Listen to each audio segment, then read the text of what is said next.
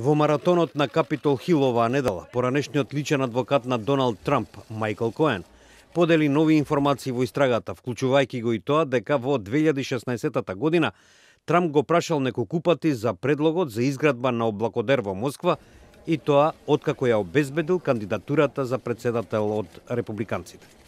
Агенцијата Reuters јавува дека Коен, кој се соочува со 3 години затвор откако се изјасни за виновен за повеќе кривични дела, ќе фрли поголема светлина врз истрагата.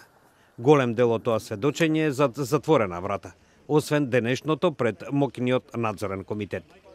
Некои овој момент го споредуваат со сведочењето на Џон Дин во скандалот Watergate. Пред денешното сослушување Коен изјави: At this point in time, I really appreciate the opportunity that was given to me to clear the record and to tell the truth. And I look forward to tomorrow to being able to, in my voice, to tell the American people my story. Се очекува Коен да изнеси детали во врска со исплатите на актерката на филмови за возрастни Стефани Клифорд, позната како Сторм Даниелс. Председателот на надзорниот комитет, демократот Елија Камингс, вели дека истрагата нема да се задржува на Русија, бидејќи истрагата на специјалниот советник Роберт Милер била се уште во тек.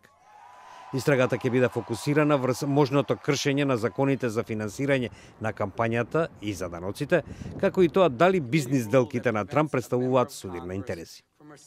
Коен беше еден од најблиските помошници на Трампа своевремено, рекол дека е подготвен и да загине за Трамп.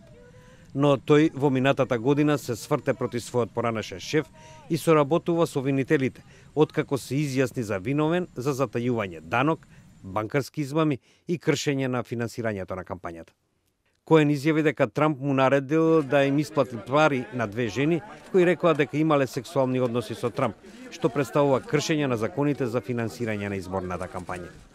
Веднаш потоа Трамп го нарече Коен стаорец.